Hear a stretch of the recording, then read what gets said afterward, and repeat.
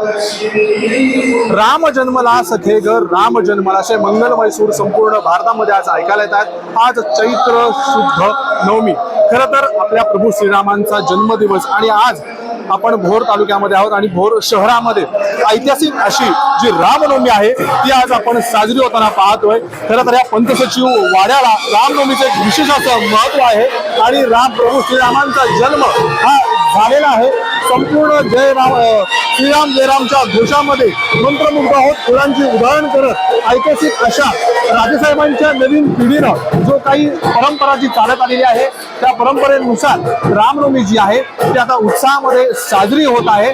खरं तर 1720 मध्ये श्रीरामाच्या मूर्ती सापडल्या आणि या रामनवमी उत्सवाला ऐतिहासिक आणि सार्वजनिक स्वरूप प्राप्त झालं। प्रभू श्रीराम दैवत हे पंतसचिव दैवत आहे।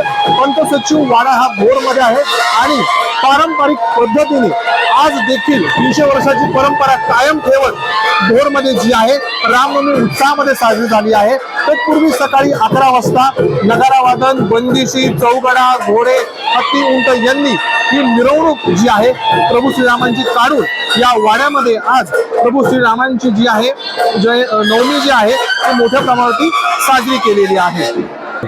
नमस्कार।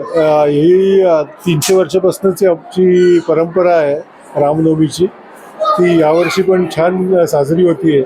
आमच्या आजूबाजूच्या गावातल्या लोकांची जो सहभाग आहे हाही आमच्या पंतसचिव परिवाराची उत्सव नसून हा अख्ख्या प्रदेशाचा अख्ख्या जनतेचा कार्यक्रम असतो आणि आमच्या घरी तो साजरा करण्याचा आम्हाला एक ऑनर म्हणता येईल तर तसा आहे।